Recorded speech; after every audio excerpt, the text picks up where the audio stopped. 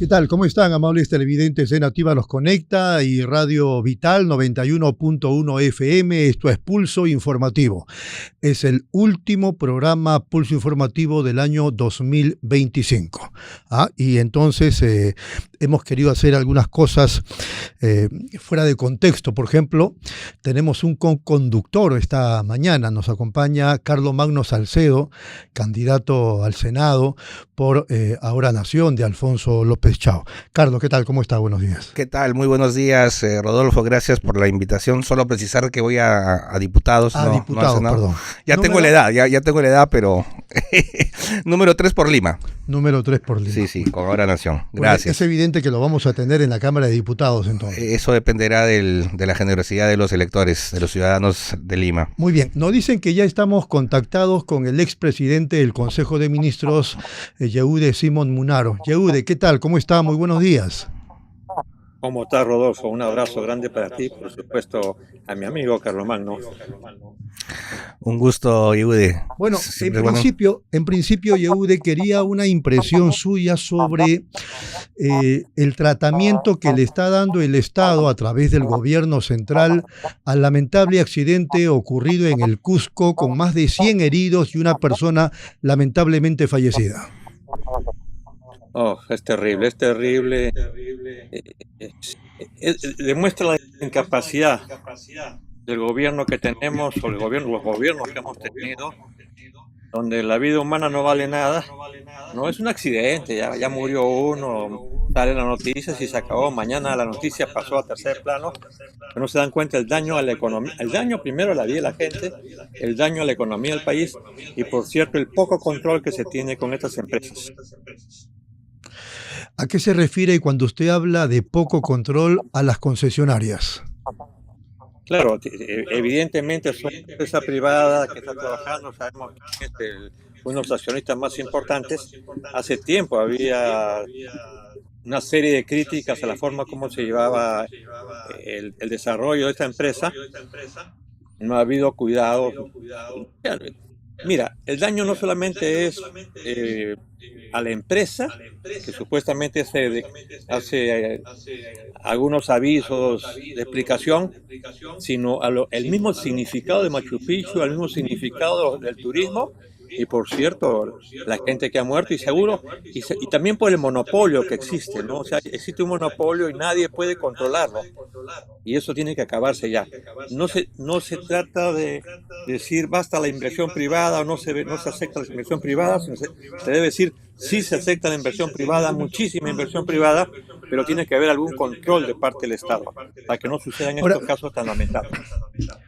Salvando las distancias, y esta es la última pregunta para no quitarle más tiempo, salvando las distancias, hace 24 años todos hemos visto lo que ocurrió en Mesa Redonda con decenas y decenas de muertos y nadie asumió responsabilidad porque entiendo que nadie se fue preso. Han pasado tantos años, ahora tenemos esto del Cusco y donde, digamos, predomina la ineptitud. Y salen las autoridades del Cusco mismo y hablan de evidencias de cómo el gobierno central parece ser que no tiene un plan de contingencia y estamos en una situación que se da de cuando en vez.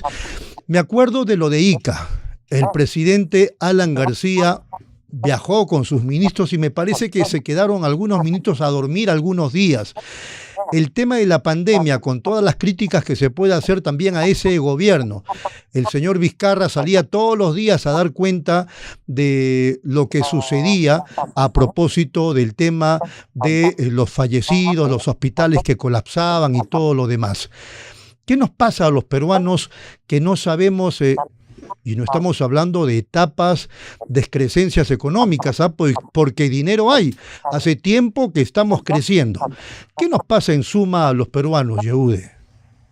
Y el derrame de petróleo, ¿no es cierto? Que no hizo el daño y pura publicidad y vi lo mismo. Yo viví el tema del terremoto de Ica porque fui después justamente presidente del Consejo de Ministros, después del terremoto y después del periodo de Jorge el Castillo, y cuando llegué a Ica pues era lo mismo, estaba exactamente lo mismo. ¿Qué pasa a los peruanos? Yo primero creo que no hay un tema de identidad.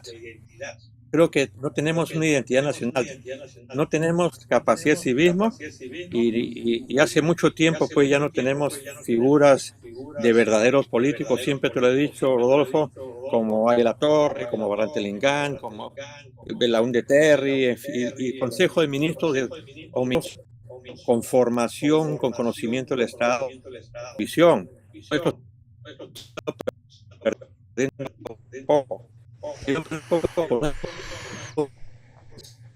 Está fallando el internet de Yehude. Yehude, ¿me capta? Sí, está fallando el internet de Yehude. Si lo podemos recuperar en unos minutos, sobre todo para expresarle el saludo de nuevo año 2026, va a ser muy bueno. Pero en fin, tema que creo que podríamos tocar en esta mesa de trabajo, Carlos Magno Salcedo. ¿Qué impresión tiene usted de lo del Cusco y cómo lo estamos enfrentando? A ver, un poco retomando lo que decía Yehude sobre la falta de identidad nacional, creo que hay dos graves problemas, ¿no? La falta de identidad nacional denota un problema de falta de cohesión social. Es lo que desde Ahora Nación decimos, al Perú le falta constituirse en una nación integrada donde los peruanos nos sintamos parte de un mismo proyecto, ¿no? Somos un país con muchas fisuras, pero también hay un gran problema en el Estado. Tenemos un Estado que tiene una muy poca capacidad de prever, ¿no? Los riesgos de desastre. O sea, para decirlo de otro modo, no es el Estado, sino quienes administran el Estado. Digamos, los gobiernos que administran el Estado, pero finalmente el Estado se expresa en ellos, ¿no? Estos gobiernos que administran el Estado tienen una absoluta incapacidad de previsión. Por ejemplo, todos los años se sabe que hay estos friajes en las zonas altoandinas. Y todos los años hay muertos. Y se sabe que va a pasar en determinados meses y todos los años, ya cuando el problema se desató, empiezan las colectas, las campañas. A ver, por ejemplo, ahí, ¿qué haría un gobierno de Alfonso López Chau en el friaje? Yo creo que se necesita, por ejemplo, ¿no? Uno de los problemas que hay en el friaje, sin ser yo un experto en el tema, tiene que ver con las viviendas. ¿Los cobertizos? Por ejemplo, programas agresivos de viviendas que tengan la capacidad de proteger a los habitantes que están allí. Incluso a los animales, claro, en esos cobertizos. Entonces, eso que no son tan costosos en realidad, pero ¿qué implican? Implican un rol del Estado mucho más activo. Ahora, esas casas, esos cobertizos deben contar con calefacción. Así es. Tenemos el gas. No, tenemos sistemas además que permiten que en efecto hay un tipo de viviendas mejoradas, por ejemplo, que les llaman, pero que generalmente son programas con ONGs o donde el gobierno invierte muy poco, que se deberían masificar. O sea, un Estado que prevé podría solucionar esos problemas. Más aún, como le digo, sabiendo que se presentan todos los años. Y entonces yo creo que ese es el otro gran problema, ¿no? La falta de capacidad de gestión de un Estado, que además hay otro inconveniente.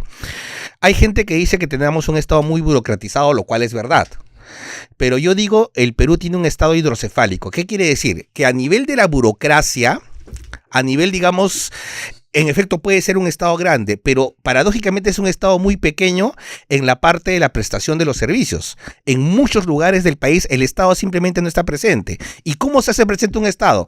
A través de médicos, enfermeras, profesores, policías, o sea, brindando servicios. Y es ahí donde hay un déficit gigantesco. Entonces no es que tengamos un gran Estado. Tenemos un Estado reducido para servir a los ciudadanos y grande en su cabeza, ¿no? De repente habría que hacer una redistribución un poco de ese Estado. No necesitamos menos Estado, como dicen algunos, ¿no? Muy bien.